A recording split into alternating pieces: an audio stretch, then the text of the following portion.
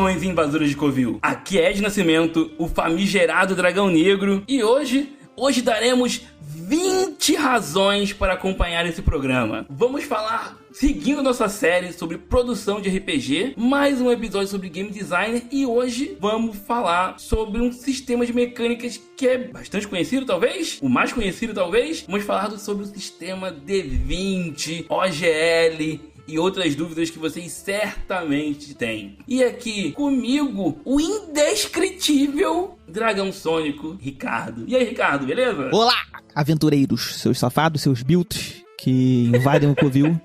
Sejam bem-vindos, por enquanto. Puxa uma cadeira ou uma pedra, sentem-se, e a gente vai trocar uma grande ideia sobre o sistema D20. Certo, eu tô sorrindo pra câmera, porque o programa é áudio. Foca no áudio, foca no áudio. Foca no áudio. Estou sorrindo pra você. Agora, você que decide se é um sorriso bom ou um sorriso ruim.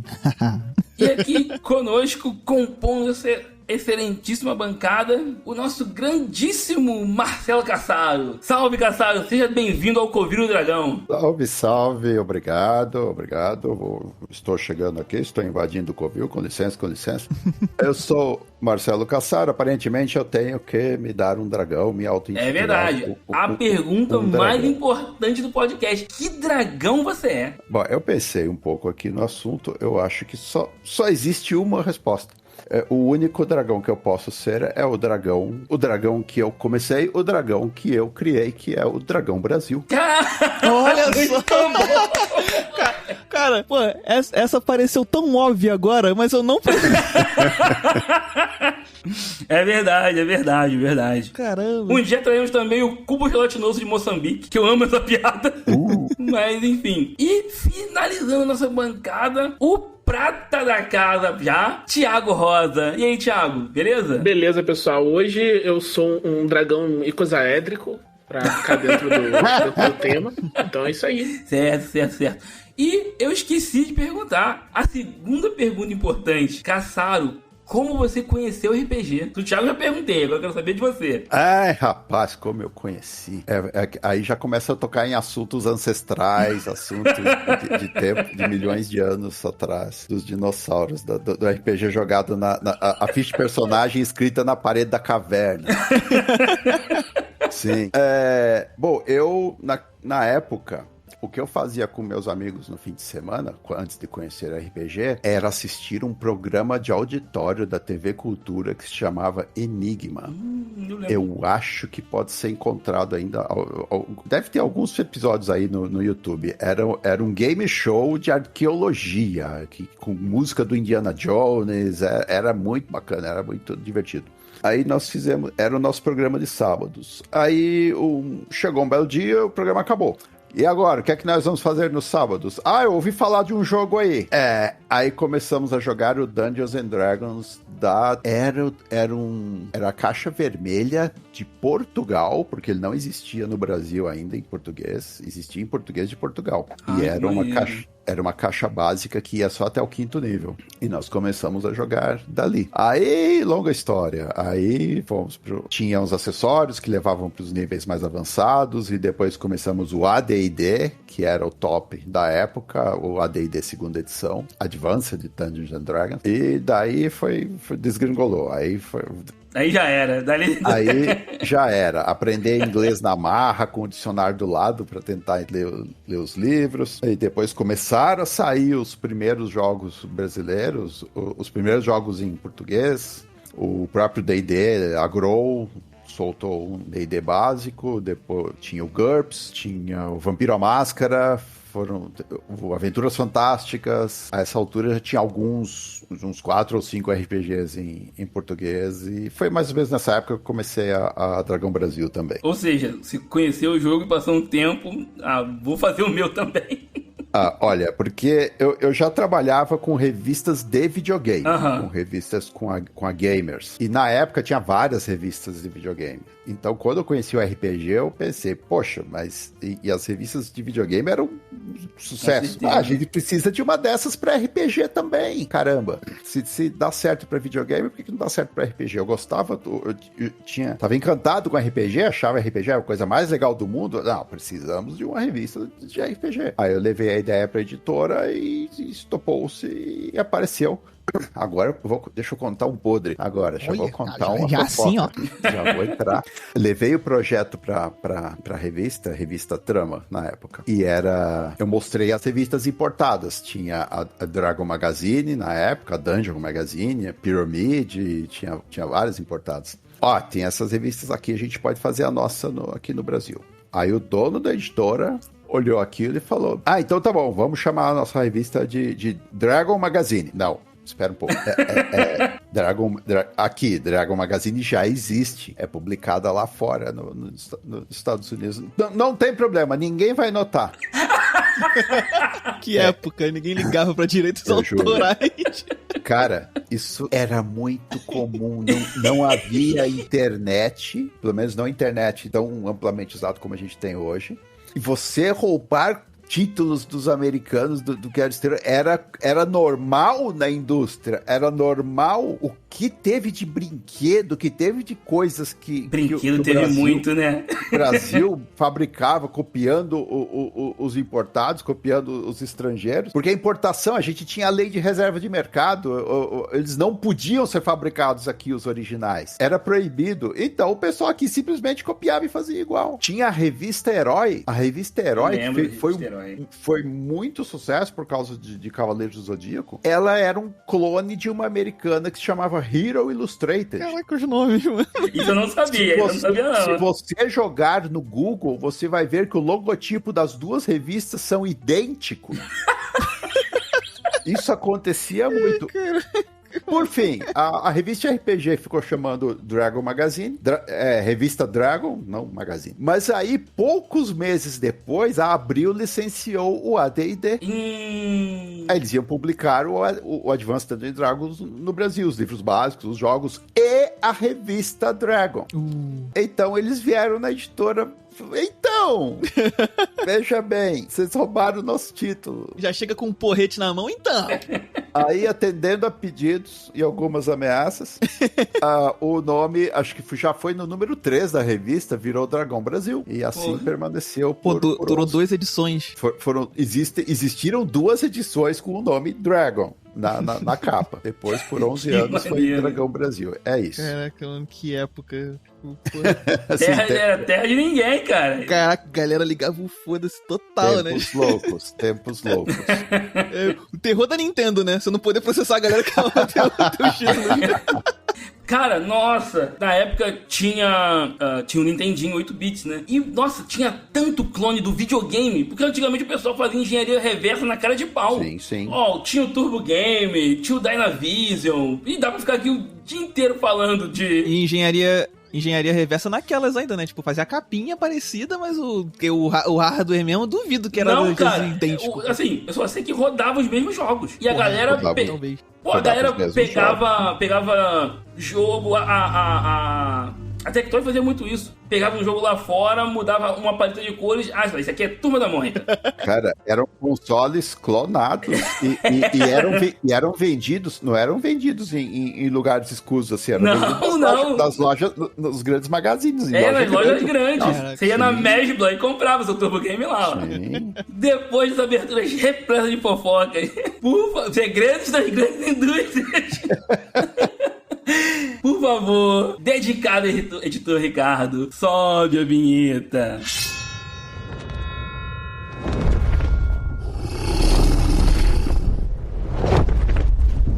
Aventureiros,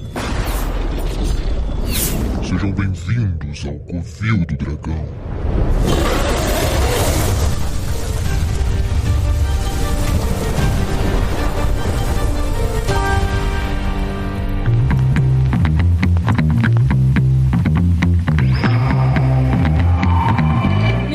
Bloco, a gente quer falar de sistema D20. Então, a gente pode dizer que o sistema D20 e a OGL e D&D são a mesma coisa? Eu só preciso dizer aqui, complementar com isso, porque eu jogo RPG tem uns 5 anos só, e, tipo assim, eu comecei, inclusive, com o Tormenta 20, basicamente, tipo, tive a chance de jogar o RPG, fui atrás, de fato, quando eu peguei o Tormenta na pré-venda. E aí, então, pra mim, eu sei que existiu Tormenta RPG, que D&D, pá, vai umas longas histórias antes. Só que assim, sempre que eu ouço, tipo, trocando ideia com o Ed e tal, aí ele fala OGL, aí D&D, sistema D20. No final, pra mim, que tipo, só ouve assim no meio da conversa, vai entendendo pelo contexto, parece que tudo né? é a mesma coisa. Exato. E aí depois da treta ali do D&D, de coisa da OGL, aí eu comecei a entender um pouquinho melhor, mas ainda assim, na conversa regular, parece que todo mundo usa esses três termos quase que como uma coisa só, assim, pra dizer quase que a mesma coisa. Mas acredito que não seja. Não é a mesma coisa, são diferentes. Acho que o Thiago vai saber explicar melhor do que eu.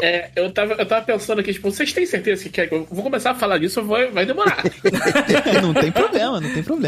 A gente teve com o Glauco que tem pouco tempo, cara, relaxa. Então vocês estão vacinados. Aí, mais 2h30 de bruto no programa. Foi... Mas é muito comum aqui no Brasil a gente falar que qualquer jogo que tenha o D20 como seu dado principal, né, o dado que se usa para resolução de conflito, é um sistema D20, né? Uhum. Isso é uma coisa, eu não sei exatamente de onde se formou como uma coisa cultural, eu acho que veio um pouco do quão impactante o próprio sistema D20 foi aqui, mas é uma nomenclatura um pouquinho errada, né? Não é bem isso que quer dizer. Tipo, existem muitos jogos que usam D20 no sistema principal, são como parte de resolução de conflito central, mas não se encaixam dentro disso que é o sistema D20, né? Muito do que a gente chama de sistema D20 até, tipo, de um jeito que é, sei lá, mais preciso dentro da indústria, né? Também não é o que seria o sistema D20 no sentido legal, né? Tipo, legalmente falando, o sistema D20 é o sistema do D&D terceira edição. Isso era o que eles chamavam de sistema D20 e tinha um logo, inclusive, de compatível com o sistema D20 que você podia usar nos seus jogos. Tinham duas licenças diferentes. Eles tinham uma licença OGL, que você não usava esse logo, você não usava esse selo que você colocava na capa pra dizer que era compatível com o D20, que era uma licença mais aberta e tal, que essa foi a licença que sobreviveu. Essa é a licença que existe até hoje, que foi usada para vários jogos e tal. Foi a licença que você usa ela até hoje pro D&D quinta edição, né? Essa licença vale até hoje? Eu não sabia, achei que fosse outra. Não sabia que era a mesma. Não. Então, é uma nova versão da mesma licença. Ah, foi sendo atualizada. Né? Entendi. O que teve a grande questão que foi o problema com a GL recentemente, né? Recentemente não, faz quase 2 anos já, né? Mas quando teve essa questão da OGL, é que eles alteraram o texto da licença, falando que pra você continuar usando... Tipo, o que acontecia? As primeiras licenças da OGL falavam que você sempre podia usar uma versão anterior da licença, né? Tipo, isso era uma coisa que estava escrito. Eles iam atualizar a licença, mas você sempre poderia usar versões anteriores. Então, não importasse o que o Wizard mudasse, você podia usar alguma versão anterior que funcionasse pra você e aí podia fazer o seu jogo com essa pegada. E aí, antes mesmo de ter esse problema, eles tinham feito isso, coisa parecida antes, né? Na quarta edição, a licença era outra licença, né? Não era a licença OGL pra você poder usar as coisas da quarta edição. E essa era uma licença que era muito mais difícil de usar. Então foi tipo meio que a mesma coisa que eles fizeram, né? Eles fizeram uma nova versão da licença deles e colocaram essa nova versão. Pois se você quer usar as nossas novas coisas, você vai ter muito mais dificuldade. Foi que teve essa briga toda, eles tiveram que mudar pra conseguir recuperar a boa vontade do público. Eles tiveram que colocar a licença como Creative Commons, que é uma coisa mais aberta até do que ela tinha antes, né? Uhum. Então, no final das contas, acho que o saldo foi positivo da situação toda, mas até porque gerou jogos incríveis, né? Várias pessoas se distanciando do D&D, deram origem o Dagger Heart. O Dagger Heart não existiria se não fosse isso. O Draw Steel não existiria se fosse isso. O Tales of the Valiant não existiria se não fosse isso. Então, acho que foi, pra todo mundo, foi vantajoso ter rolado desse jeito. E aí, isso é a OGL. Essa licença que permite uma licença, tipo, chama Open Gaming License, foi criada pelo Ryan Dance lá atrás, de 2000 e pouco, que é essa licença que te permite usar o conteúdo do D&D, basicamente, né? Tipo, tem outras pessoas que... Tem vários jogos que são publicados sobre a licença OGL, às vezes nem usam o conteúdo do D&D. A primeira versão versão do Fate, Spirit of the Century, usa a licença OGL. Mas ele usa a licença OGL pra te permitir usar o conteúdo do Fate. Porque a licença OGL fala que você pode dizer quais partes você vai poder usar. Então ele inclui a licença no livro pra você poder fazer os seus próprios livros de Fate a partir da licença OGL, que era uma licença que todo mundo conhecia, estava todo mundo acostumado. Mas, pô, o Fate não tem nada a ver com D20, com D&D, Total, nada. é verdade. Ele tem uma OGL, eu achei que era outra, eu não sabia que era. Olha só. É a mesma. Aí eles fazem isso, né? E o selo do sistema D20, ele para de ser usado por causa do... como é que é o nome? Book of Erotic Fantasy. Foi um livro que ia ser lançado com esse selo e eles começaram a mudar a licença por causa disso. Teve todo um colapso do mercado, porque eles não queriam que o jogo deles fosse associado a nada erótico, né? Então, eles começaram a mudar a licença pra licença não poder ter essas coisas. E aí, lançaram logo depois a versão 3.5. Então teve um impacto muito grande no mercado aí, né? Você não vê... Esses jogos que tinham o selo da licença D20, eles são raros, muito poucos sobreviveram, porque quando saiu o 3.5, a licença D20 mesmo não existia mais. Então só tinha essa versão de você usar a licença e pegar o conteúdo deles. Porque a licença D20, ela servia, tipo, nessa época, né? Todo mundo queria jogar mais coisas D20, era uma coisa meio que o Windows do RPG, né? Então você, tipo, você sabia jogar D&D, sabia jogar qualquer jogo, né? Quase todo jogo tinha uma versão, tipo, vários jogos grandes fizeram versão pra D20. O Legend of Five Rings fez, o Seventh Ring fez, Seventh Ring não, Seventh Sea fez, então, tipo, tudo tinha indo pra esse lado pra facilitar, né? Pra você poder fazer, o Deadlands fez uma versão. Teve um vampiro D20. Teve um vampiro, nossa, é verdade. Sim. E aí é basicamente isso, a diferença entre uma coisa e outra é... Se tornou uma plataforma por facilidade para as pessoas escreverem cenários e, tipo, terem bem menos com que se preocupar ali com relação à estrutura da engine do jogo, no fim das contas. Eu não digo nem uma questão de design, assim. O problema não era assim, eu vou fazer uma coisa e eu não quero ter esse trabalho de desenvolver. É mais assim, o público quer comprar isso. Sim, tá. É que a fatia é gigante do mercado, né, também. Muito mais fácil de você divulgar, né, e atingir uma galera grande. Pô, caraca. Ricardo, lançou muita coisa nessa época da OGL. Agora eu tô entendendo, porque na outra pauta lá, tu tava querendo fazer um programa inteiro sobre a história do lançamento do D&D, da terceira edição e da OGL. Sim, cara, porque foi um marco mesmo Eu nem sei se esse RPG. programa aqui... Eu nem conferi se esse programa aqui vai sair antes ou depois, mas a gente vai fazer uma parte 2 ali da história do RPG no Brasil, e aí o Ed queria... Vai sair depois, né? O Ed queria que o programa inteiro fosse só OGL, e eu tô entendendo por quê. A gente conversou, falei, cara, não, tem que falar de outras coisas um pouquinho, mas, eu entendo pra caramba o ponto agora. Eu te citei pouca coisa, mas tu viu o tanto de jogo que o Thiago... Não, tô percebendo. Pô, e o Castelo lembrou bem, Vampiro saiu com... Olha, foi muito interessante. Como o Thiago falou, isso, o OGL e o D20 apareceram com o D&D terceira edição, foi no ano 2000, exatamente no ano 2000, e você tinha os jogos com o selinho D20, eles eram, a ideia é que eles eram compatíveis com D&D. Você podia ter aventuras, você podia ter cenários, você podia ter acessórios, mas você não podia ter livro básico. Você eles eram suplementos de D&D e tinham que funcionar com os livros básicos de D&D. Houve Tormenta D20. Houve uma edição do Tormenta que usava os livros de D&D publicados aqui pela Devir. Você precisava ter aqueles 3 livros básicos para jogar o Tormenta. Tinha até referência de capítulo do livro do jogador no livro, eu lembro. E fora isso, teve... E separado disso, tinha a OGL, que era diferente. Aí você podia ter livros básicos, você podia mudar as regras, mudar as regras como quisesse. Teve muita coisa louca, muita coisa interessante. Eles pegaram um sistema e desmancharam e tinha um sistema True 20, que era tipo... Blue Rose, Era tipo um GURPS, era tipo um genérico que você usava o D20. Teve a primeira edição do Mutantes e Malfeitores, era o OGL. Era, total. Era baseada na OGL.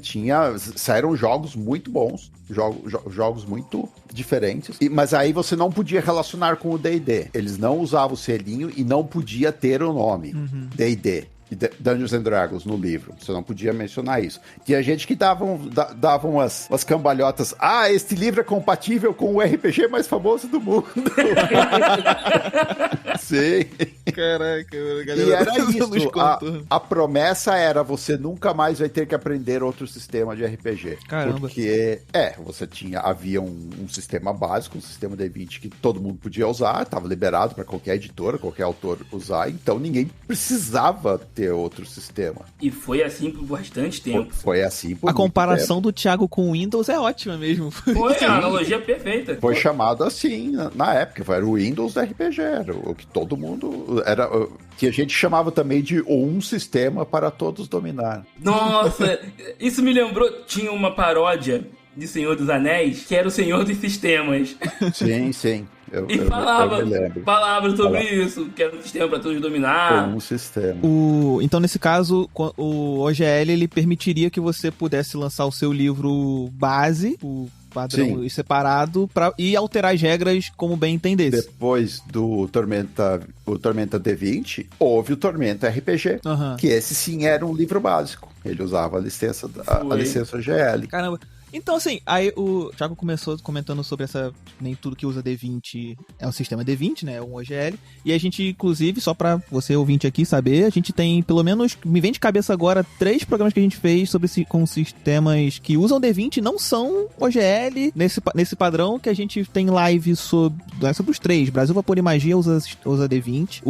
A gente tá falando que tá rolando esse ano o Liga da Justiça, que também usa D20. E o Oblivio, que é um sistema genérico que usa vários D20, e nenhum deles é sistema D20. Porque aí a parte que eu queria que a gente tocasse no assunto agora, tipo, o que caracteriza essa OGL? Já que você pode ter uma OGL e mudar certas características, o que é o padrão que se entende do D&D que meio que tem que se manter nos outros pra poder ainda estar dentro da OGL? Quando eu era moleque, eu achava que eram os atributos. Se você usasse força, destreza, constituição, inteligência, sabedoria e carisma, eu achava que aí era D20 System, entendeu?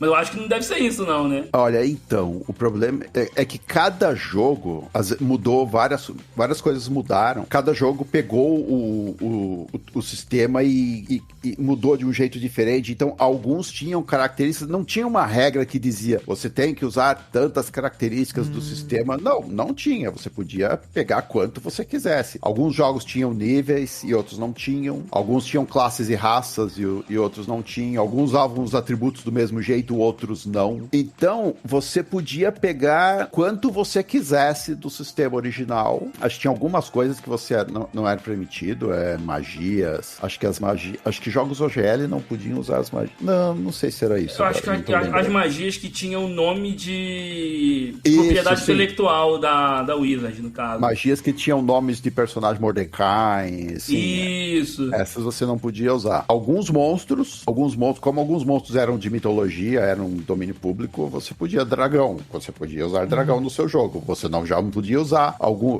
Mind Flyer, aqueles que são exclusivos de D&D. Então, é difícil dizer o que caracteriza um jogo OGL.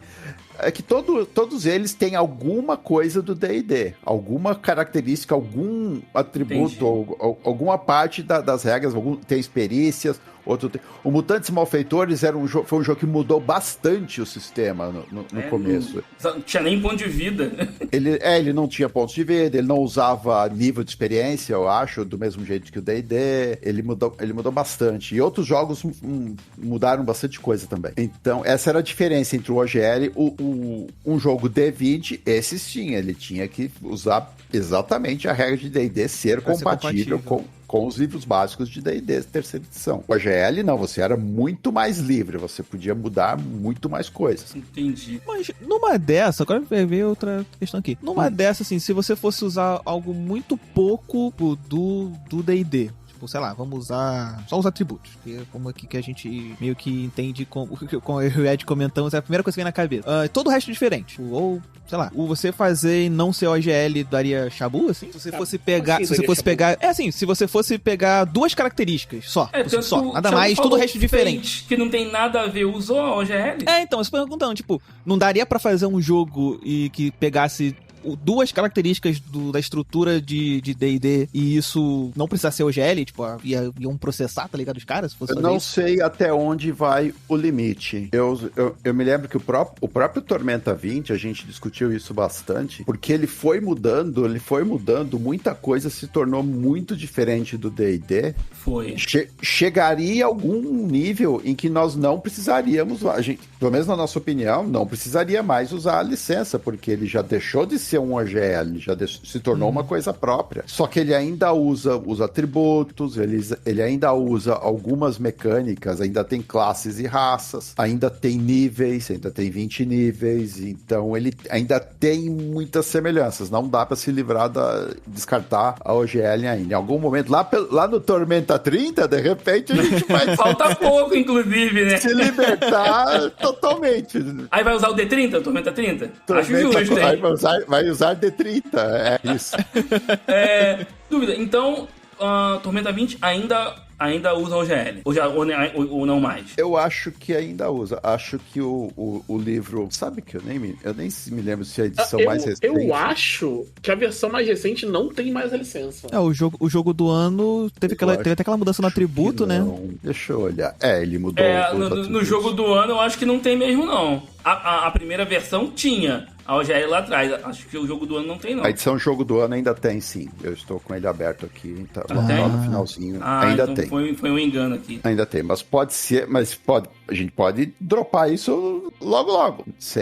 Não demora muito, mas talvez antes do mítico Tormenta 30 aí. Talvez antes.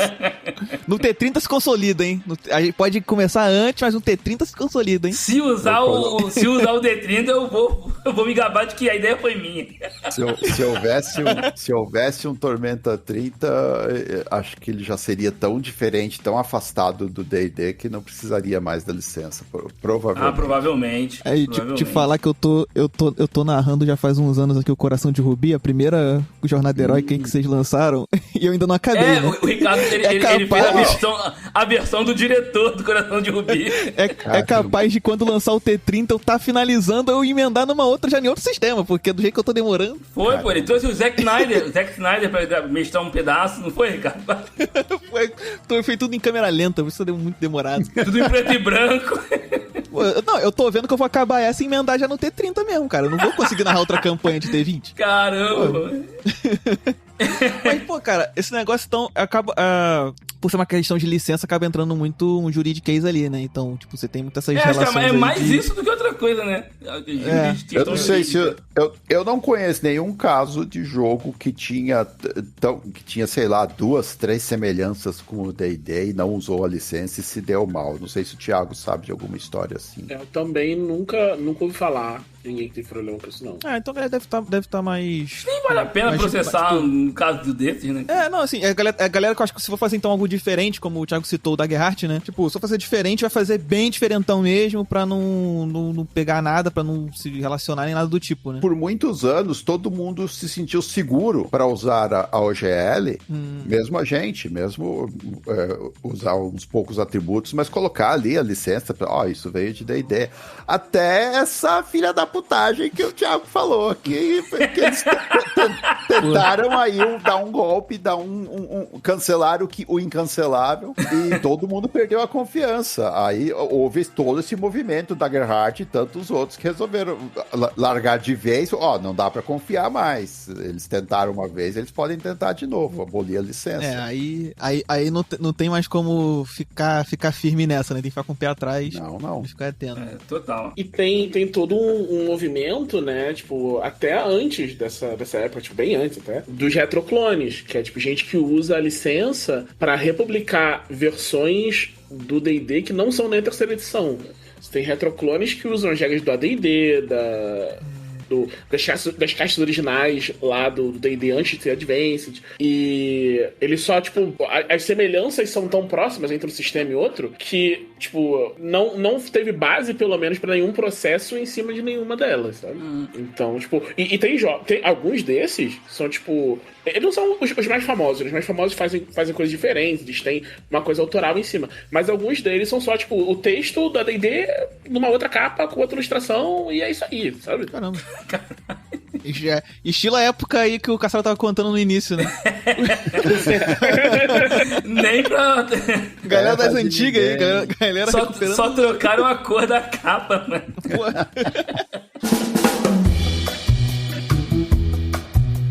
E você que tá ouvindo, não se esquece de seguir o Covil do Dragão nas redes sociais. A gente está no Instagram com Covil do Dragão, Covil DU Dragão, e no Blue Sky também. você pode se inscrever no nosso canal do YouTube, que a gente tá fazendo live toda quarta-feira às 20 horas. E também sai o podcast lá, você vai poder ouvir pelo YouTube Music. E também segue a gente no Spotify, deixa ali sua avaliação de 5 estrelas. Se não for 5 estrelas, não quero. E aí também pode seguir a gente no seu agregador favorito, para poder ficar sempre atento ao podcast, que vai sair toda quinta-feira. A gente agora não é mais quinzenal, esse ano a gente é semanal.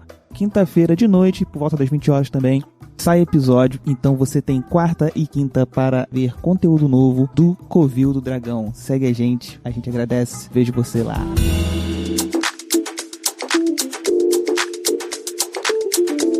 Os jogos D20, vocês acham que eles trazem uma vibe fixa? Por exemplo, jogos D20 são fantasia medieval, coisas do tipo. Vocês acham que já tem isso meio que entranhado no sistema? Ou não? Que muita coisa... Dá pra fazer muita coisa. Eu ainda digo que vibe, nem necessariamente, tipo, no estilo do cenário, né? No gênero ali do cenário, mas vibe com relação ao espírito do jogo em si. É muito difícil quando... Eu uso essa palavra, eu mesmo não consigo traduzir direito. Mas, tipo, o estilo do jogo, porque, no geral, quando eu penso num D20, dá muito aquela sensação de que você vai ter um jogo parecido, mesmo que seja outro sistema. Só que, ao mesmo tempo, eu não tenho muita experiência com o D&D. As descrições que a galera conta das experiências com D&D e tudo mais me passam uma ideia muito diferente do que eu vejo jogando Tormenta. Tipo, pra mim, Tormenta é jogar um anime. A parada com os números lá em cima e, as paradas épicas e tal. Eu acho que Tormenta é o high fantasy, muito fantasy, cara. Também, mas assim... é por isso... Cara, eu gosto muito de Tormenta por causa disso. Como que em Tormenta, cara, eu tenho uma magia que eu pego um sol e uso a energia dele pra atacar alguém, cara. Isso é muito foda! Então, porque aí ao mesmo tempo, se você pensa no D&D, tipo, o cenário padrão que costumam pensar fantasia, alta fantasia, que seja e tal, quando as pessoas descrevem um jogo, ele parece bem menos épico por esse aspecto de regras numéricas, etc. Total. Eu fico, mas no geral não é a mesma coisa ou não é? Porque ele, teoricamente, é o mesmo estilo, mas a vibe não parece ser a mesma. Eu acho que o Thiago vai poder falar a parte mais técnica, mas pelo menos o que eu vejo, o D&D ele foi criado por dois caras que, Dave Arneson e Gary Gygax, que um amava Senhor dos Anéis e o outro amava Conan. O D&D original é uma mistura dessas duas obras. Nenhuma delas é super épica, você não tem personagens... É verdade. Tudo bem que o Conan é o Conan, do jeito que ele é descrito, do jeito que ele é descrito nos livros, ele é praticamente um semideus, mas você não tinha coisas extremamente exageradas, personagens super poderosos, mesmo um Gandalf no Senhor dos Anéis, ele não é um Elminster, ele não é um cara, um Victorious, ele não é um cara extremamente épico, poderoso, que vai rachar a montanha no meio, não, ele era um mago muito poderoso, mas dentro do patamar daquele mundo, daquela história, era bem mais tranquilo. Então, o D&D e o sistema D20, ele comporta esse tipo de história. Então, quando começou a era do D20 e da OGL, os jogos que se distanciavam disso tiveram que mudar muito. Teve um Call of Cthulhu D20, que teve oficial, a própria Wizards of the Coast publicou. E os personagens eram muito mais fracos.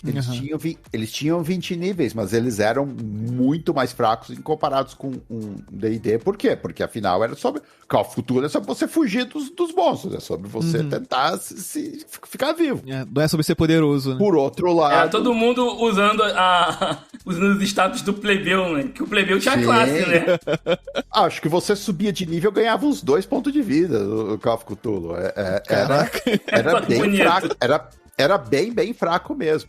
Você também teve o D20 Modern, que era pra simular filme de ação. Esse eu não joguei. Também, comparado com D&D, também era fraco.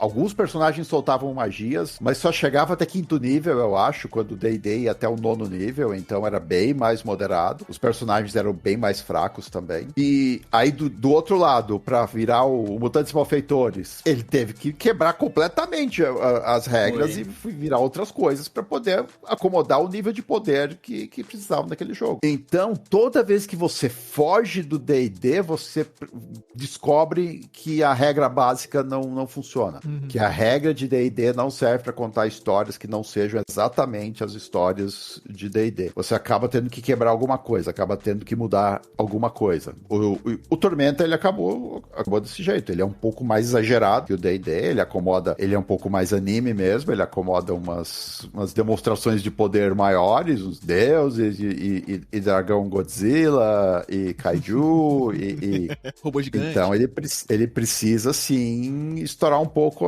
a escala. Enquanto o Tormenta vai até nível 20 e fica ali, o D&D terceira edição tinha os níveis épicos. Você tinha o livro dos níveis épicos do D&D terceira edição, que era uma chutação de balde monstruosa também. Era as coisas de personagens e monstros de 30º, 40º nível ali, era muito absurdo. Mas, sim, a pergunta era se havia uma vibe do D&D. A vibe é essa. Eu penso em D&D como Senhor dos Anéis mais Conan. É isso. Fugiu disso, o sistema começa a não funcionar mais. Precisa ser de ajustes, né? Sim. Isso, e essa era a vantagem que teve de tanta gente mexer nessa época da OGL, né, e fazer muitas coisas diferentes, né? Então a gente teve esses jogos construídos em cima da estrutura que ela não foi feita pra isso, e muitos deles viraram jogos muito bons. Foram se afastando cada vez mais, né? O Mudança dos Malfeitores hoje se vê, tipo, é bem distante do que era o... No começo ele tinha bons bases de ataque, ele era muito próximo do D&D, né? Mas ele foi se distanciando e, tipo, se transformando numa coisa própria. E hoje em dia, você tem essa pegada própria, tipo, até da quinta edição do D&D, né? Tipo, você vai comparar ela com Tormenta, são dois jogos de fantasia medieval, mas a pegada é muito diferente. E eu acho que, tipo, tem essa ideia no D&D quinta edição que eu falo pra todo mundo, que esse jogo é uma mãe, sabe? Tipo, os monstros são fracos, eles não te ameaçam, é muito difícil morrer, sabe? Tirou uma sonequinha ali, tá novo em folha. É muito fácil recuperar recursos, recuperar vida, e no Tormenta não. Assim, o Tormenta é um jogo sobre se aventurar, então ele exige que você se prepare, ele exige que você tome cuidado, ele exige que você coordene com o seu grupo. Os monstros não são feitos pra você chegar lá sem nenhuma preparação e vencer. Ele te dá trabalho, né? Então ele tem essa divergência de um lado pro outro. É curioso até, né? Porque os números são mais altos, o poder do personagem é maior, mas o desafio que ele enfrenta também é maior e é mais difícil de recuperar esse jogo. É verdade.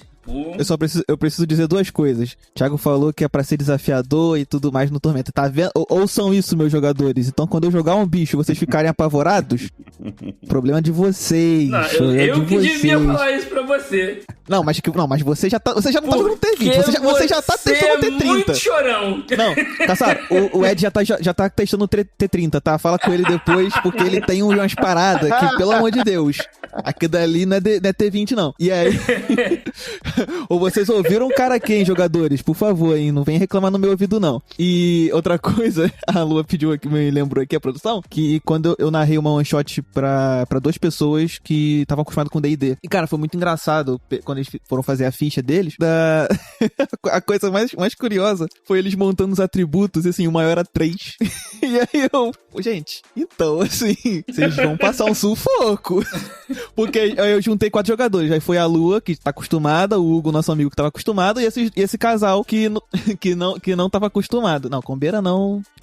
Nesse caso era até mais necessário, porque o grupo tava pendendo ali meio a meio. E, cara, foi muito engraçado. Tipo assim, os bônus... Eu falei, gente, isso aqui vocês vão ter uma dor de cabeça. Aí eu fui obrigado a pegar um pouco leve, numa assim e tal. Era one shot pra galera tá sem jogar RPG há um tempo. Mas os atributos eu acho que é uma parte assim bem gritante quando você vai olhar o estilo do jogo mesmo. Então a relação dos bônus em Tormenta, pra mim é um aspecto assim extremamente marcante de como ele se diferencia do D&D. E o Thiago, eu queria que você me dissesse assim, você tem outras coisas, tipo, por ser tipo estrutura do jogo, ser número, se tem outras coisas que você entende que caracterizam assim o T20 que se diferencia do D&D, porque o Ed comentou da magia, né? Tipo, pode ser só pode só escrever ali o número, determinar pelo número dela, mas a descrição da parada, que você pega um sol pra poder atacar alguém, tipo, isso seria também, você compreende isso também às vezes como outra característica do T20 que diferencia ele de um D&D e de outros sistemas que se baseiam? Não, tem bastante coisa. O T20, ele é um jogo com uma filosofia de design muito sólida, né? Então ele é um jogo baseado em perícias, então você vai usar as perícias pra fazer tudo. Então as perícias têm usos bem definidos, né? Dizendo o que você pode fazer com cada perícia, com o que ela tá relacionada, com o que dá bom, todos os usos que você pode fazer, tem habilidades que expandem esses usos e tal. É tudo relacionado em torno disso, né? Você vai comparar com... É até uma coisa um pouco na contramão desse design contemporâneo, você vai olhar no D&D e a perícia no D&D não é nada. A perícia no D&D é uma sugestão de quanto você vai somar o seu bônus de proficiência em um teste de atributo. Então, tipo, é uma pegada muito diferente, assim, né? E tem umas coisas que, assim, é complicado, porque eu não quero dizer, sabe, nosso jogo é melhor que os outros. Mas, tipo, os capítulos de mestre que a gente faz, tipo, a gente explica sobre a estrutura de história, explica, tipo, te dá várias dicas do tipo de personagem pra você colocar e tal, que é uma coisa muito mais voltada pro mestre, pra te ensinar a jogar, do que o D&D, principalmente, pra não falar de outros jogos. Tem vários outros jogos com capítulos de mestre muito bons, né? Mas essa é uma coisa que a gente sempre comentou durante muito tempo, que ficava devendo, né? Geralmente, tem exceções, né? Eu acho que o livro do mestre do AD&D segunda edição, ele é muito legal de apresentar coisas de cenário, dicas de como usar tendência e tal, esse tipo de coisa. Ele realmente te ensinava essas coisas, mas depois dessa época, os livros do mestre, eles, tipo, eram cada vez menos importantes, né? Eles serviam muito pra você pegar item mágico, porque o item mágico foi o livro do mestre, pra você não ter que comprar, pra forçar você a comprar esse livro também, porque não tinha muito uso, né? Tem esse foco. E tem umas coisas que vão além até da parte do jogo, né? Tipo, da estrutura do T20. O T20 é feito pra, tipo, funcionar da realidade brasileira, então é um livro só, tem versão econômica, tem, tipo, é feito de várias formas pra ser fácil de você poder começar a jogar, né? Mais fácil que o D&D, pelo menos, né? Então, nós tem todas essas preocupações como um todo que dão uma cara própria pro T20, né? E diferenciam ele dos outros jogos do mercado. Você falou das perícias, e eu esqueci de tocar nesse assunto também. É comum a galera acostumada com o D&D não se familiarizar tanto com a lista de perícias ali na hora de usar. Aí eu jogo muito online, né? Aí pelo Roll20, a galera costuma ficar meio perdida ali ainda na lista das perícias de como usar e tal. Pô, mas é bem direto. Eu gosto muito como funciona. É porque na quinta edição eu estranho quando eu tô ao contrário. Diminuiu muito a importância das perícias mesmo. Diminuiu muito. E T20, né, em Tormenta 20, pô, é tudo perícia. Inclusive lutar, eu acho isso foda. Eu acho isso bem maneiro. Pô, você quer lutar? O que é isso aqui? São as perícias, que é tudo que seu personagem sabe fazer. Aí você vê lá, lutar. Então o seu personagem luta. Não é tipo, tem a base de ataque que é separado. Eu fico bugado com um jogo que não é assim. Quando eu olho um jogo que não tem isso, eu fico que lutar não é uma perícia, eu fico bugado. D&D usava perícia e base de ataque separado. Tipo, cada classe isso tinha foi uma decisão. Foi uma decisão consciente na hora de preparar o Tormenta 20, porque pra deixar o jogo mais simples, mais acessível, pra você todo mundo entender de cara o que a regra fazia, porque o original você tinha os testes de resistência, você tinha o teste de ataque, você tinha teste de iniciativa, eram vários sisteminhas separados que não havia nenhum motivo para eles não ficarem todos agrupados numa mesma lista. Complica, né? Então, transformando tudo em perícia, deu uma simplificada absurda no jogo. Com certeza. E pra essa estrutura, né? Porque você tem, tipo, treinamento. Aí você tem um bônus extra, porque você é treinado, tipo assim, do seu personagem, você vai criar ele do seu jeito ali. Você é muito bom naquilo ali. Você é melhor do que a média, né? Tipo assim, você é treinado porque você se dedicou seu estudo aquilo, ou é um talento natural, que seja sobre baseado em sabedoria, sei lá, vontade, que seja. Mas você pode ter treinado de fato aquilo. Eu inclusive, costumo fazer ficha e depois fazer o background do personagem pra poder ir conectando as coisas. Gosto muito de fazer assim. E isso eu acho muito legal, porque você cria essa estrutura bem coerente, né? Você tem os atributos ali, que aí você tem os atributos secundários, né? Tipo a defesa, que se baseia no atributo, né, e tal. E aí você tem todas as perícias que tem seus atributos relacionados e tudo ali bem direto ao ponto. ponto. Isso facilita pra caramba mesmo. Uma coisa que eu acho legal em Tormenta 20, principalmente quando você vai pegar o pessoal mais novo pra poder jogar, é que se o cara chega e fala, eu quero fazer o Naruto, Tormenta 20 dá. D&D dá não, sabe? D&D puro? Não dá pra fazer. E eu acho que isso é muito legal pra quem tá começando. Você chegar e falar, eu quero ser tal personagem. Beleza. Você mexe aqui, mexe ali e faz. Tem coisa que não dá. Eu quero jogar com Mega Man. Pô, não dá pra fazer em D&D. Tormenta 20 dá. Seu Mega Man seria o quê? O super fã de Mega Man que compra todas as edições que lança. Seria que classe? Inventor? Facilita muito sendo inventor. Facilita demais. É bom demais. E o Thiago não quer falar que... O Thiago não quer falar que Tormenta é melhor, mas eu vou falar que é. Porque é assim. Bom, o Leonel Caldela disse que é o RPG mais legal do mundo. Mas o Leonel tem razão. Com certeza. O D&D... Não, eu comecei a jogar D&D, eu amava D&D, joguei muito. Até a terceira edição, eu gostava muito de D&D. A terceira edição do D&D teve... Vocês já devem conhecer o cenário de Eberron. Esse cenário, ele apareceu num concurso da Wizards of the Coast, que, entre os leitores, entre os jogadores, que você inscrevia a sua ideia de cenário de campanha, e eles iam escolher o melhor e publicar. E tornaram uma linha de D&D. Aí ganhou esse. Kate Baker, acho que era o nome do autor. Uhum. E a proposta era ser meio Final Fantasy. Ele era ter cidades modernas, com trem. Misturar magia e tecnologia. Com airships, com Golem. Golem era uma raça de personagem. Então, essa era a ideia. O cenário era muito interessante. Eu tenho quase todos os livros de Eberron. Eu gostava muito desse mundo. Mas, mecanicamente... ele não funcionava, ele era covarde, porque ele não assumia as ideias dele. O Golem do Eberron, ele não é um Golem de verdade, ele é tipo um meio Golem, ele não tem todos os atributos de um Golem. Tinha algumas coisinhas de Golem.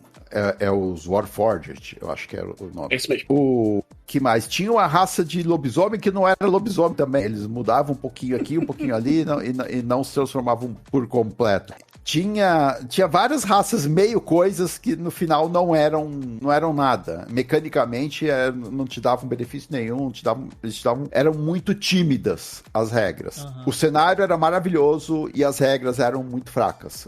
Não dava vontade de jogar. E quando a gente via aquilo, não, Tormenta não vai ser assim. Vai ter Golem de verdade, vai ter esqueleto de verdade, vai ter tudo de verdade. Os personagens, as raças vão ser as raças, aquilo. Os caras não botaram nem meio elfo, mano. Demoraram pra colocar. Meio elfo.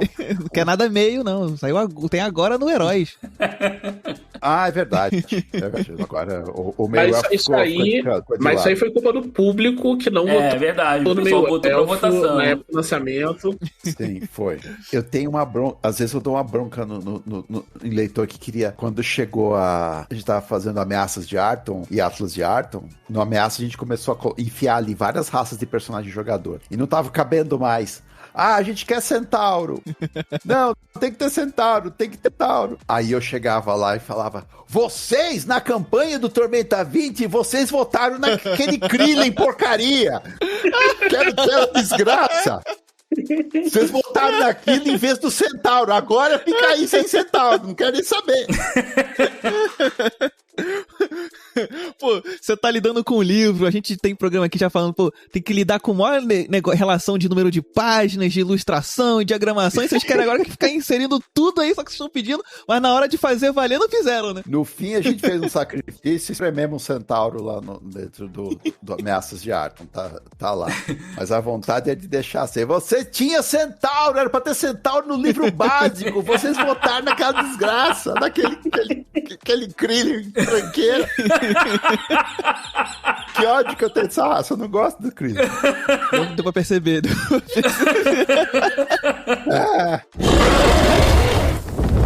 Na época que tava lançando o Tormenta 20, foi divertidíssimo, cara. Porque, por exemplo, o Leonel fez campanha pro esqueleto, cara. Teve campanha mesmo. O Leonel trapaceou pra colocar os esqueletos. Trapaceou é muito forte. Ele teve argumentos contundentes, é diferente. Fez campanha, pô, campanha. E o cara, cada um fazendo a sua campanha aí. Tem um golpe pra entrar os esqueletos, mas os esqueletos ficou excelente. Teve um livro que eu editei ano passado, que é o Torres de Winla, que é um romance muito bom. Eu sou suspeito porque eu editei o livro, mas é temos muito programa bom, com o JV aqui sobre. Tem um personagem ali que eu adoro, que é o pirata esqueleto, o pirata Austin, que ele fica... Ele tá ali tentando tocar uma violinha, ele não consegue tocar a violinha direito, porque quando ele era vivo, ele gostava de tocar flauta. Ele virou esqueleto, ele não pode mais soprar flauta.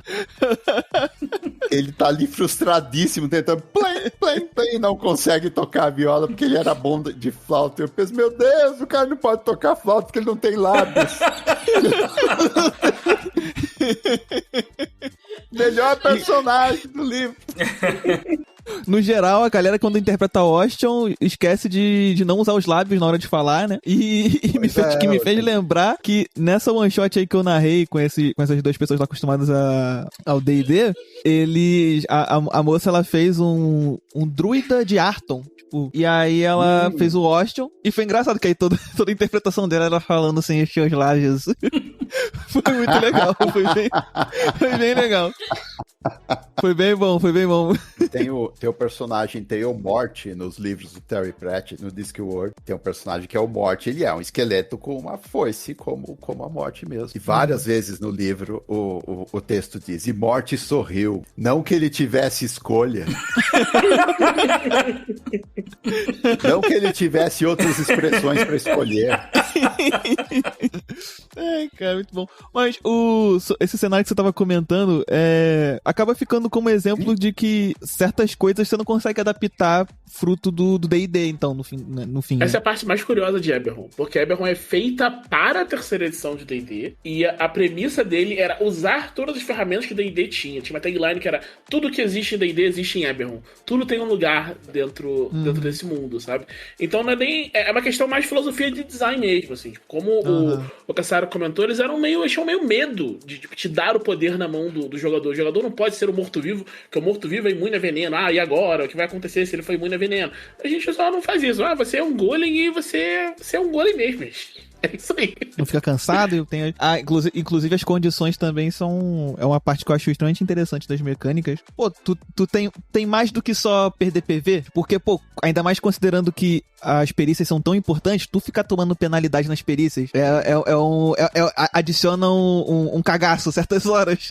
Que foi, caraca, fudeu, o que eu faço? Como é que eu recupero isso aqui? Eu não sei o que eu faço. Nível baixo, então, que você tá lascado.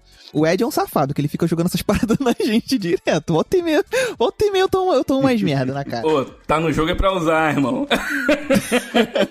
O que eu gosto das condições são os nomes. Tem umas que você, por exemplo, ao quebrado, cara, é muito ruim. Essa é muito ruim. Tu ouve o nome e fala, eu tô muito ferrado. Essa eu não quero. Essa com certeza. Não, essa daqui, sabe? Os nomes são muito bons, cara. Esmorecido. Pô, esmorecido é outro. Eu não sei o que significa, mas, sabe, é muito ruim. Exausto, tu olha assim, pá, tá bom, é meu dia a dia exausto, isso. Tudo bem. Não, é meu dia a dia, pô, tô exausto. Então, certeza. Tranquilo. Pô, mas quando você tá esmorecido, meu irmão, já era. Você tá muito mal mesmo. Pô, aí, não. Os nomes das condições são muito legais, eu gosto. Você que tá aqui, oportunidade única. Você pode fazer parte do Éter, do esquema tetraedro regular. O esquema tetraedro regular, que não é pirâmide, você pode expandir o público do Covil. Ajude a gente a crescer. Você apresenta o nosso conteúdo para 1 ou 2 amigos seus, ou 5, ou até 10, e comenta nas nossas redes sociais que você fez parte deste querido esquema completamente legal. E a gente vai te agradecer nominalmente no programa seguinte. Ajude o Covil a crescer. Você que conhece seu amigo, sabe que ele vai gostar de algum tema, de algum programa nosso, manda pra ele, pede pra ele ouvir. No YouTube é direto, no Spotify é de graça, então faz esse favor aí e faça parte você também, seja um membro Gold espalhando para 10 amigos, ou um membro Cobre espalhando para 2 amigos, e a gente vai agradecer igualmente. Não perca a oportunidade, faça parte do Éter você também.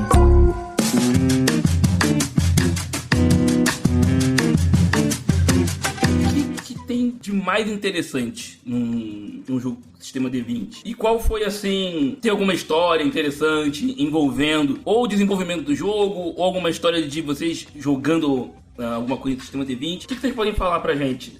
O que faz vocês gostarem? O que vocês acham que é legal nos sistemas D20? Eu acho que a grande vantagem do D20 como um todo e tal, é essa questão do acesso, né? E da familiaridade que você tem nele por base, né? A gente falou dos elementos que tem em comum, tipo, tem o fato de usar o D20, tem os 6 atributos básicos, a noção de que você vai rolar um D20, somar um valor e comparar com uma dificuldade. Isso tudo é uma base que te permite jogar com vários jogos. Isso eu acho que é a coisa mais interessante desse...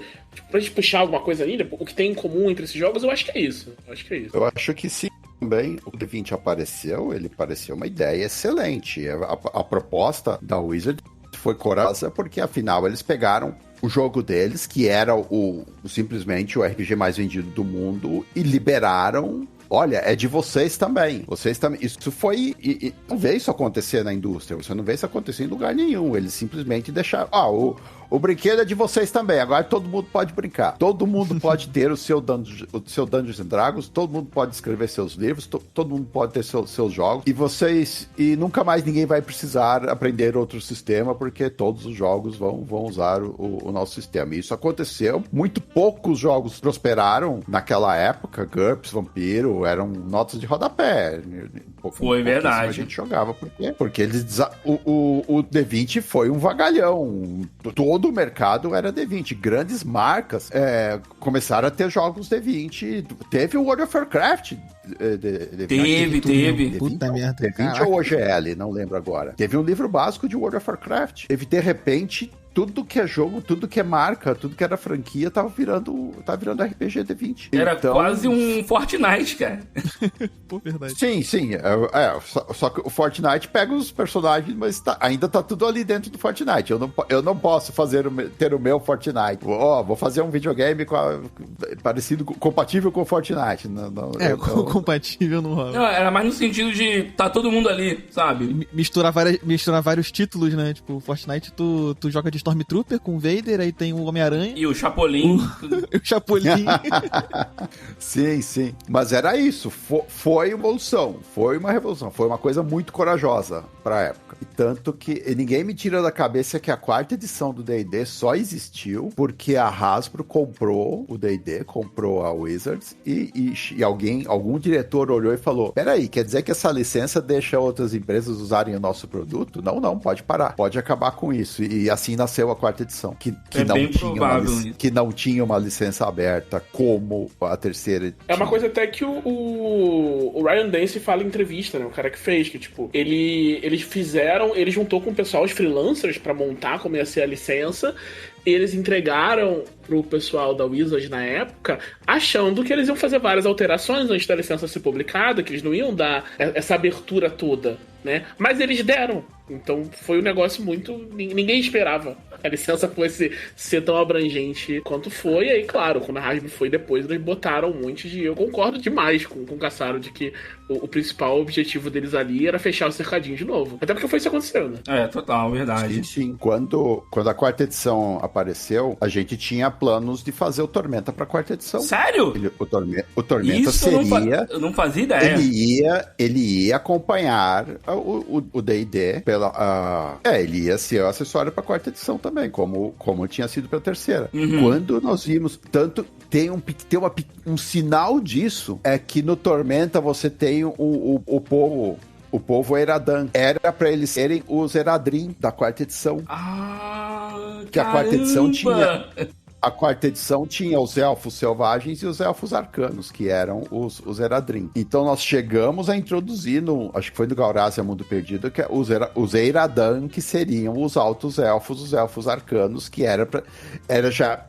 pensando na 4ª edição. Mas aí o que aconteceu? Veio a 4ª edição e veio com aquela licença que não era uma licença completamente aberta, não dava a mesma liberdade que as outras. A gente olhou e falou, não vai rolar. E aí decidimos pelo Tormenta RPG. Então daqui pra frente Tormenta não vai depender mais do D&D, vai ter seu próprio livro básico.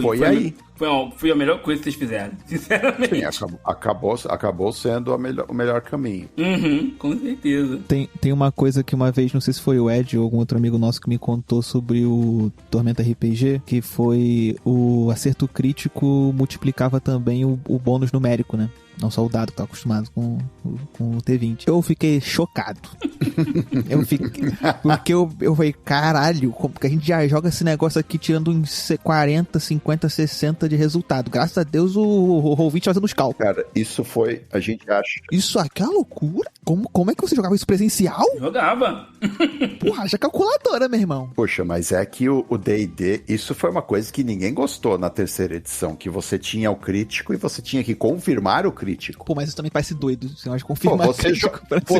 Você jogou o D20, já conseguiu o 20. Ah, consegui! Ah, mas não acertou ainda. Aí você... Ah, errei. Pô, não foi crítico. Isso é terrível, isso é frustrante, cara. Você joga um crítico e de repente você teve aquela sorte e aquela sorte depois é tirada de você. Quase todo mundo ignorava esse negócio, cara. Então, Quase todo mundo ignorava essa regra. Não, o nosso vai ser crítico com 20 mesmo e é isso aí. E tudo multiplica, é isso mesmo. Porque é um golpe bem dado. É pra ser um golpe sinistro, bem dado, né? caramba. Só que aí a gente não teve tantas... A margem de ameaça a gente tentou manter um pouco mais baixa do que era possível no Tormenta, no D&D. Nem tão baixo assim. Todo mundo pegava a cimitarra maldita aqui. Era a cimitarra ou era a foice grandona que dava vez 4? Era Sim, um ou foice. outro. A foice também. É porque muito assim, bom.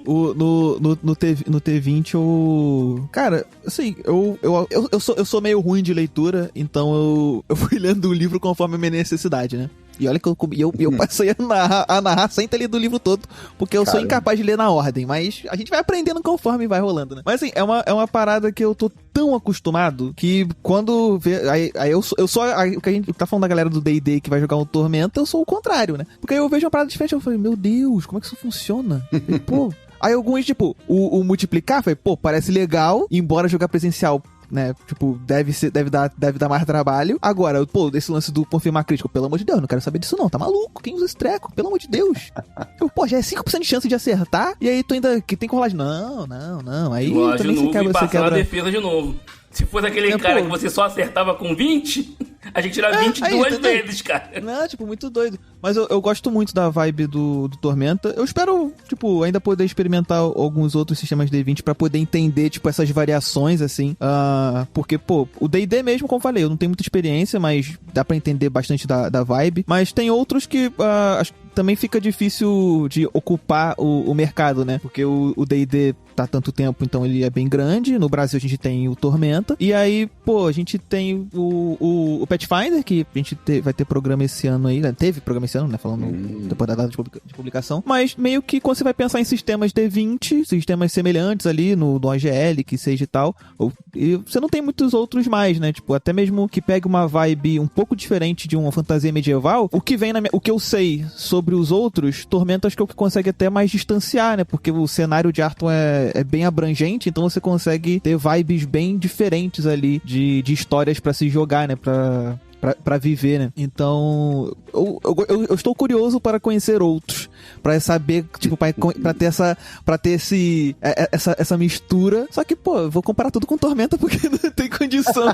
Mas muita coisa, cara, de Tormenta é o cenário, sabe? Por exemplo, Sim. as Montanhas Uivantes. Você sobe lá e se você não tiver com equipamento, você não tem condições. Não, você toma dano. Aham. Sim. E você morre de frio, sabe? Tem essas coisas de Tormenta que são muito legais. Tipo, o rei do aquele reino é um dragão. Não, é um dragão arque gigantesco e com poderes cósmicos semi-fenomenais. Acho que muita coisa é do cenário. O sistema ajuda, com certeza. Mas muita coisa é do cenário.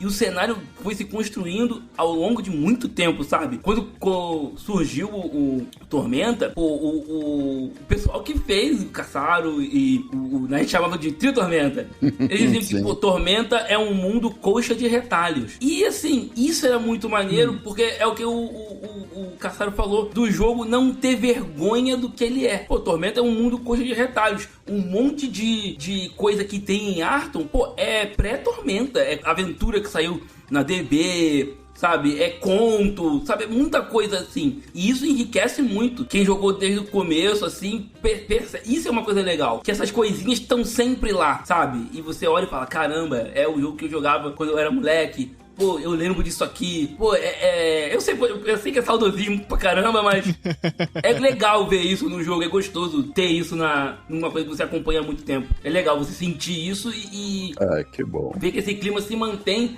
mesmo durante todo esse tempo, sabe?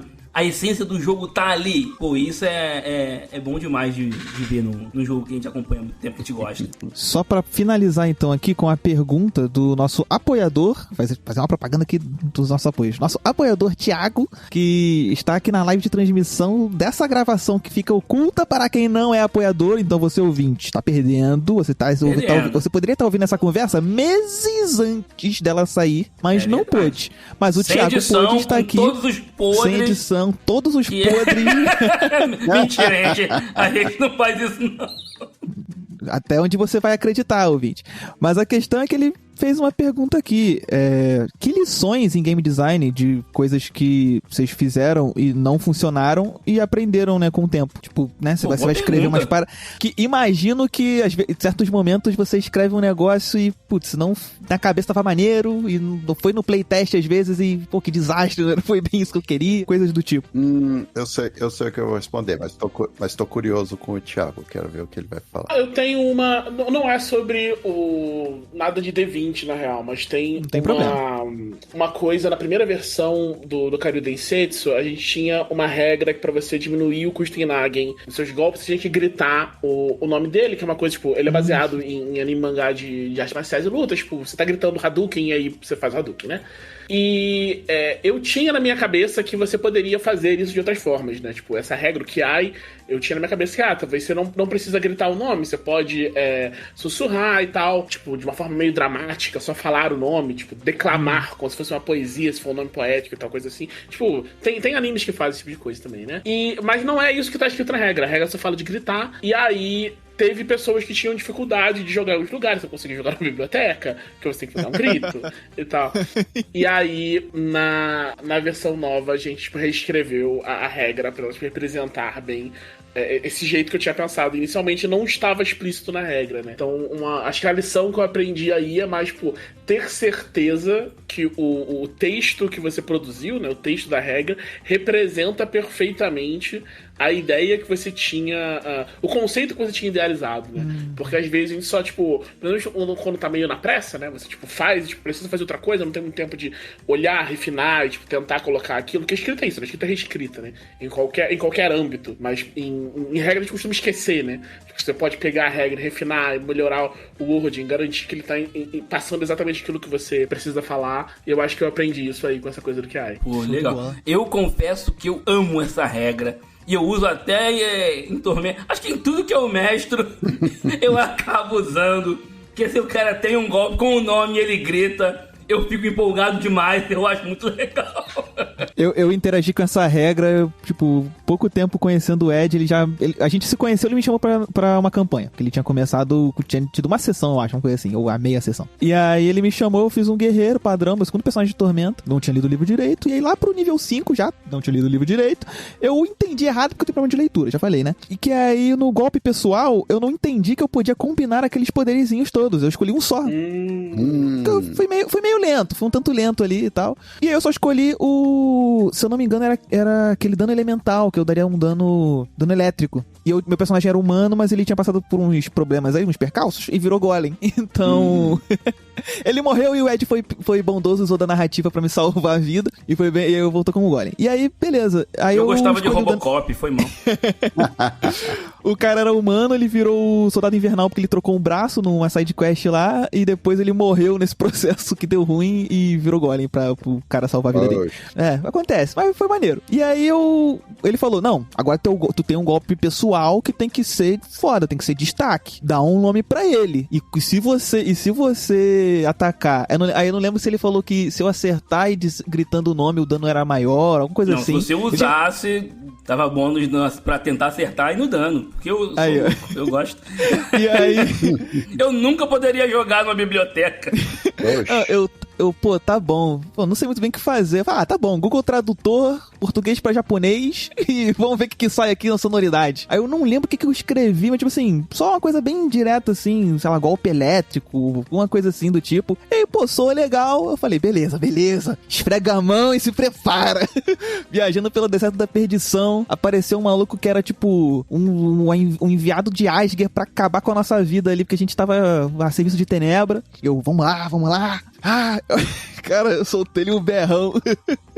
Eu tava num quarto sozinho. E mesmo assim deu uma vergonha ao mesmo tempo. Eu falei, caralho, o que eu tô fazendo? Mas foi tão maneiro. Mas o que eu tô fazendo? Mas foi tão maneiro. Os vizinhos chamando a polícia. Foi lindo. Cara, assim, a tristeza que o Discord com o filtro dele cortou, eles não chegaram a ouvir. Teve alguma parada assim. Eu falei, caralho. Só ouviu a metade. Mas deu pra pegar o espírito, cara.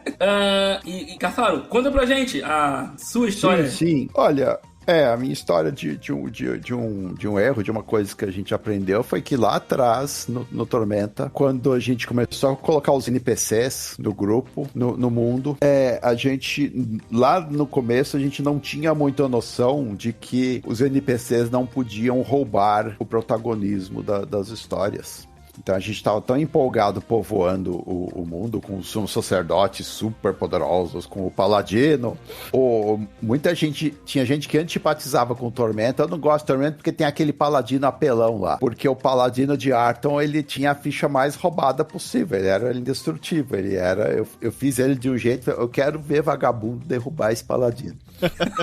Então, só que ele era um personagem que acabava intimidando qualquer outro, e ele era um herói, ele era um paladino. Então, como estava acontecendo aí no mangá de Holy Avenger, que depois no fim ele se revelava o último chefe, o boss, mas ele era um personagem, em tese, um personagem jogador praticamente. Então, eu não gosto porque tem aquele paladino apelão lá. Então a gente aprendeu cedo, mais ou menos na mesma época, a Wizards tinha o mesmo problema com o Elminster, que era um mago super poderoso de 30º nível, que ele podia resolver qualquer problema do mundo. Então, era um problema pro mestre, porque ele passava a quest, passava a aventura pro grupo, e o grupo falava, vamos bater na porta do Elminster.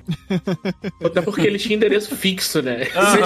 Ele tinha uma cidade que ele morava ali, tinha cabaninha ali, então era só chegar dele. E todos sabiam onde era. Ajuda a gente a resolver essa parada. Tanto que a Wizard teve que publicar um romance que era o Elminster em Hell, que o Elminster desaparecia no inferno e não tava mais disponível pra você chegar lá e bater na porta dele. Eu imagino o pessoal pro inferno com o Elminster. Aí o cara, boa ideia, aí fez a aventura. Foi mais ou menos isso. Então, era um romance até, não era nem uma aventura. Então, demorou um pouco pra gente... lá no começo a gente não sabia disso. Depois começamos a pensar melhor nas coisas. Não, os personagens é que tem que resolver as coisas, resolver os problemas. Então, começa a virar um problema, né? As histórias começaram a ser escritas. Tinha muito leitor também que não entendia. Por que o Mestre Arsenal não vai lá bater no Thor Iron Fist? Por que Vectorius não vem voando e soltando bola de fogo em cima das legiões da Aliança Negra? E a gente... porque isso aí é pra você resolver, vagabundo. Não é pra resolver. O Caçaro falou do Elminster e ele tem um endereço fixo. Eu era um jogador que toda vez que a gente tava lá no Vale das Sombras, eu passava na casa do Elminster. Aí ele tinha um aprendiz. Eu não me lembro o nome dele. E o aprendiz, ele jogava água na gente quando a gente ia lá. Coitado, ele jogava. Aí eu fiquei traumatizado com isso. Isso era AD&D. Aí quando eu comprei o Forgotten Realms da 3ª edição, eu descubro que esse aprendiz de Elminster, ele tinha virado rei. Eu fiquei com tanta raiva. Ele virou rei, cara. Rei consorte. Aí eu, não acredito nisso, mano. Não acredito nisso. Aí eu pensei, cara, bem relacionado, dá vontade de ir no castelo só pra ver se ele vai jogar água na gente de novo. Olha, Pô, mas dizer esse negócio dos NPC, em Tormenta eu acabo me surpreendendo às vezes vendo ficha, tipo, tem um guia de NPCs, né, e aí também nos suplementos ali de ver a ficha de alguns personagens que eu vi nos romances, né, e tal, e eu falei, pô, a ND deles é meio baixa, né, achei que, porra, o cara é tão foda assim, tipo, criava uma relação por conta, assim, os romances que eu li até o momento foram os do Leonel e os da Karen, né? E aí, tipo, nos do Leonel, então, tipo, pô, Orion Drake, embora o clima não seja o anime que a gente tá falando do jogo, né, é bem mais abaixo, assim, e tal. O Leonel descreve todo mundo como se fosse 20º nível, ele as descrições dele são poderosas, mas quando que o personagem é muito foda, numa história, normalmente é mais exagerado. Os livros do Conan, se você lê o livro do Conan, esse desgraçado é 30º, 40º nível, esse cara, que ele tá fazendo. Não é possível. Agora, tinha as crônicas de Dragonlance. Eu me lembro muito que eu li o primeiro volume das crônicas e tinha um vilão, o Lord Verminard, que quando você lia era praticamente um Darth Vader. Ele parecia muito poderoso. Aí quando eu achei um acessório de RPG mesmo, de AD&D, que tinha a ficha dele, ele era 8º nível. Quê? Eu tava pensando, era nível 8 aqui? Era isso aí. É nível 8, caramba. Nível 8! Então, mas aí isso é legal, né? Porque então passa essa ideia de que, assim, você não se deixa levar muito completamente pela descrição do personagem ou pela apresentação do personagem na história dele, né? Porque, tipo assim, pô, falando, o Orion e a Vanessa são protagonistas ali do livro, pô, estão lá caindo na porrada com o exército dos deuses ali contra o Crânio Negro e tal. E aí, pô, show de bola, pica. Aí tu vai olhar a ficha e falei, porra, é nível alto, mas tipo, pô, é uma ficha, beleza, tá ligado? Tipo, não é rank S plus, né? Eu tenho muito disso também nos romances de Forgotten, os romances do Drizzt. Pô, quando tem um assassino, que é o Artemis Entreri, pô, quando descreve ele, cara, tu pensa, pô, não tem como, não dá pra ganhar dele. Pô, ele tinha um punhal ajaezado, rapaz. Eu falei, caralho, isso deve ser muito roubado. Aí eu fui descobrir que é só um punhal decorado com joias. Aí eu, ajaezado quer dizer isso.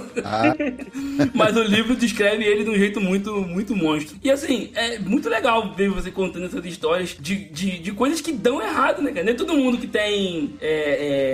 que fala de falhas sem problema nenhum, igual vocês estão falando, assim. Isso é bem legal. É interessante. É aprendizado, né? É aprendizado, sim. E é legal ver que vocês não tem problema de falar. É realmente interessante mesmo.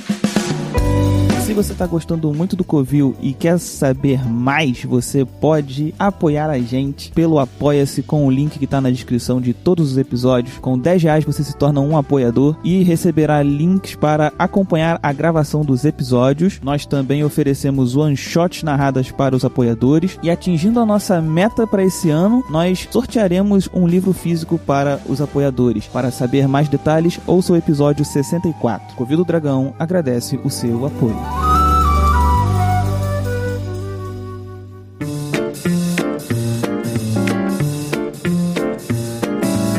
Agora a gente realmente precisa encerrar. É uma pena. Fico muito feliz de vocês estarem aqui com a gente, Cassaro e Thiago. Muito obrigado mesmo. Eu espero de verdade que vocês possam voltar aqui mais vezes e para poder falar de 3D&T, se vocês puderem.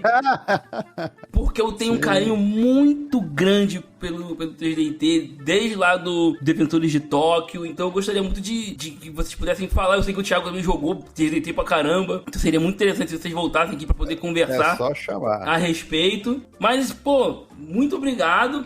E agora o espaço é de vocês, né? Pra vocês falarem em redes sociais, projetos presentes, projetos futuros. O jabá precisa ser jabado, então, por favor, fiquem à vontade. Projetos futuros, projetos... Eu sempre fico falho nessa parte das redes sociais. Me sigam no Twitter, que não se chama X, se chama Twitter. Dane-se Elon Musk. E projetos... Vamos ver o que tem pra acontecer esse ano. Eu estou agora escrevendo a revista Tormenta. Não, pera. Você pode contar? Isso que agora eu posso contar. adiantar. Não, então tudo bem. Só pra ter certeza. Isso agora eu posso. Eu estou escrevendo, porque todo mundo sabe, eu estou escrevendo na revista Tormenta, que o primeiro arco foi do Thiago, o segundo arco agora é meu. Então, é o Fulgor dos Deuses, que é uma história em que os personagens vão ter que trabalhar pro Mestre Arsenal, trabalhar pro Deus da Guerra, pro Deus Arsenal. Eles podem gostar disso ou podem não gostar. Pode acontecer uns problemas aí. Meu personagem teria grandes problemas, cara. Então. Arsenal não liga. Eu não sei se isso é bom ou ruim pro personagem, mas... E o que vai acontecer em algum ponto desse ano também, eu já não lembro, acho que a data não é segredo, mas eu aqui não lembro mesmo, é que teremos a campanha, o financiamento já de Rubi, que é quando teremos as versões T20 do Área de Tormenta e do Império de Jade, na mesma campanha. Isso é muito legal, muito legal. E eu o pessoal do Dragão de Jade vai estar chorando agora. Nós nos dividimos em equipes. Eu e o Guilherme estamos fazendo Império de Jade. O Leonel, o Rafael e o Oswaldo estão fazendo Área de Tormenta. E o Trevisan está fazendo um título especial solo que entra junto na campanha também. Esse eu acho, eu não vou falar porque esse eu acho que ainda é surpresa. Esse eu não tenho certeza se já foi divulgado, então eu não vou dizer o título. Mas sim, isso é o que estamos... Tem outras coisas rolando aí também, mas aí eu já não sei se posso dizer ou não. Então, é isso. E você, Thiago? Gente, vocês me encontram no Blue Sky, em thiagorosa.bluesky.social. Eu tô no Blue Sky com muito gosto e no Instagram muito contra gosto. No Instagram é @thiagorosarpg. Eu não posto muito lá, mas eu sinto uma obrigação de estar. Eu sei que muito mais gente usa o Instagram do que o Blue Sky, então eu estou lá por lá também. Eu só peço para não mandar mensagem pelo Instagram, porque eu não vejo, depois eu me sinto super mal que a pessoa ficou 2 meses esperando uma resposta. Então, se precisar falar comigo, procura pelo Blue Sky, é mais fácil, eu respondo na hora, tranquilo. Eu não posso falar sobre nada que eu tô produzindo agora. Segredos segredosos. Nada foi divulgado ainda, mas eu posso dizer que tem o meu jogo está à venda na loja de Jamboa, Leão do Dragão de Fogo. Dei uma olhada lá, a gente falou da regra de QA, ela tá lá, muito legal, o jogo muito bom. Comprem, é muito bom. Se você gosta de jogo de luta, não tem RPG melhor pra você adaptar teu jogo de luta não, tá? Só pra falar aqui. Pô, show de bola, hein? E eu faço o Dicas de Mestre na Dragão Brasil, uma função que eu assumi depois de anos do Cassaro fazendo, e eu fiquei, meu Deus do céu, como vou fazer isso? Como vou dar dicas no lugar do Cassaro? Mas aos trancos e barrancos estou lá, estou fazendo. Falo bastante sobre história do RPG, sobre game design e tal. Então, dá uma olhada lá, vocês devem curtir. Assim, na Dragão Brasil, a gente está completando 10 anos da versão digital esse ano agora. Então cola com a gente que vai ser muito bacana.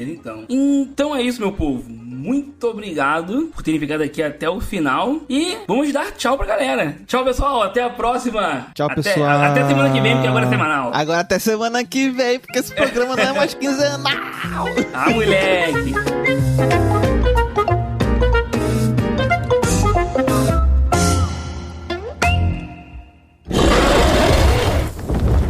Amigo meu aqui, o Hugo, ele falou que pediu só pra dizer que ele gostou muito, porque ele pediu pra uma amiga na CCXP entregar um livro pra você assinar, autografar ali, e era pra dizer que ele queria convencer ela de jogar 3DT porque ele é muito chato, né? Tipo assim, ele tava insistindo pra ela jogar 3DT. E aí você escreveu, Hugo, você é chato, mas obrigado. Ele adorou. Bom.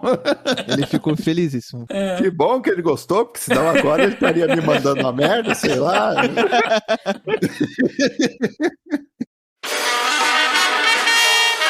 Este podcast foi editado por Ricardo Silva.